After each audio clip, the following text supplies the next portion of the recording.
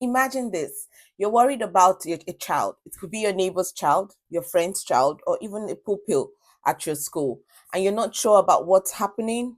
Then sit back and relax. This video is for you. Here today, I'm going to talk about ways to report safeguarding concerns. Welcome, everybody. My name is Helena, and you are welcome back to Helena's Corner.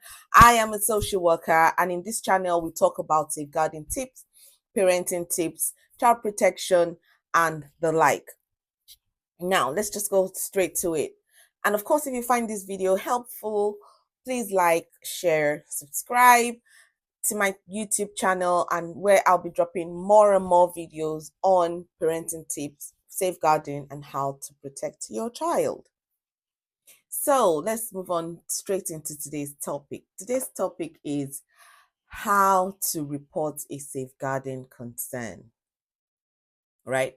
So I'm going to be talking about step-by-step ways on how you can report a safeguarding concern. Why does reporting matter, right? Safeguarding is everyone's responsibility. I've said in my previous videos that safeguarding is everyone's business. It's not just about the fact that probably the child isn't yours and you don't care about what happens, but that report that is made or can be made by you could be a lifesaver. Safeguarding is everybody's responsibility. It's not only the responsibility of social workers or teachers. Acting early can also prevent harm. You really never know the difference your reporting can actually cause or how it can help or impact a child's life. Now, to report safeguarding, you don't need proof. If you're worried, it's just better to speak up than stay silent. You don't need to have proof. That is for the professionals to investigate. So, we're going to talk a little bit about safeguarding and what safeguarding is. We all know from my previous videos, I have said to you guys that safeguarding means protecting a child from harm. It's ensuring that they grow safe and well cared for. So it's not only about when a child is being harmed, it's also about preventing harm. It includes all forms of abuse. So there are lots of forms of abuse. There's physical, there's emotional, there's sexual, there's neglect. There are other things that can actually cause safeguarding concerns. Where there are children that are probably exposed to domestic abuse between mom and dad, children that are probably neglected, or it's obvious that their needs are neglected. All those are forms of abuse that a child can go through, right? Signs can be subtle. They don't even need to be um so obvious. So little things like change in behavior, withdrawal, isolation, social isolation can be a sign of abuse. Bruises, unexplained injuries also can be a sign of abuse. Yeah, trust your instincts. You don't have to be certain to act. Always trust your instincts. You don't have to be certain to report a safeguarding concern. Now we're just going to delve into how to report a safeguarding concern step by step. Write down your concerns. Is there anything you have seen, any incident you may have witnessed, or any observation? You write them down. It's very important. So when you're making your report, you don't forget or lose out on vital information. Identify who to contact. So it depends on the scenario. Obviously, if a child is in danger, call 999. That is a given. If a child is in an immediate danger, call 999. If not immediate, then you can contact your local children's social care team. I'm sure in the area where you live, if you go online, you'll definitely see how to contact the children's social care team.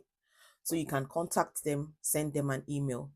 You can also call the NSP PCC helpline. You can go online, search for the NSPCC helpline and call and let them know the concerns you're having, right? You can also do that through school safeguarding leads. So every school should have a safeguarding lead, a designated safeguarding lead that can take whatever concerns you might have. Yeah, be very clear and factual. State what happened, what you saw, what you observed, or how you feel like this child is at risk or could be at risk. Share what happened.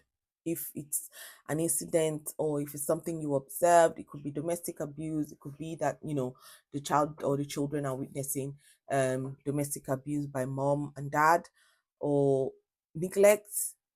Share your concern. You don't have to investigate. It is the job of the professionals to investigate. All you need to do is report your concern. You don't need to have evidence. You just report what you've observed or what your concerns are. It is the job of the professionals to investigate. And I need to also mention that you can report a safeguarding concern anonymously. You can decide to be anonymous. You can say you don't want them to say where the report is coming from. You can decide that you just want to be left anonymous. It's something you can do as well. But as long as you are giving enough details that the social worker or the safeguarding lead or whoever you're reporting to can use to investigate further. Now, we have this fear, of why would I report? I might get this parent into trouble, or I might get people into trouble, or I might be looked at in a bad light. Different things that can make us fear and not take action. Common worries, obviously, what if I'm wrong? Will the parents know it was me? What if nothing happens? And stuff like that. They can definitely cross our minds, but I need to let you know that reporting safeguarding concern is not because you are right. It's not because the parents will or will not know it's you. It's not because of whatever might have happened. It's just because you feel a child needs help or needs support, right? So you don't always have to be right. Just report it and let the professionals investigate. Of course, you could be wrong, but then again, you can actually be saving a child's life. You can actually be helping a child. So think about it. Overcome this fear in you that might, bother you about um why must you report? It's not my child. I don't care and stuff like that. Right? Speaking up could be the difference between a child staying in harm's way and getting the help they need. Need you guys to think about the safety of a child. Think about this child you want to report about. Think about what could happen differently if you don't report. What could be the consequence of you looking away? Because there are consequences of you looking away. You might feel guilty because you looked away, or something worse can happen to that child, and you know that you had an opportunity to report it before it happened. So I think we should overcome that fear of reporting. And like I said earlier, you can decide to be anonymous. You don't have to release your own personal details. But it's important to note that every concern, every report that was made or that has been made, has ever been made, will be taken serious and investigated upon.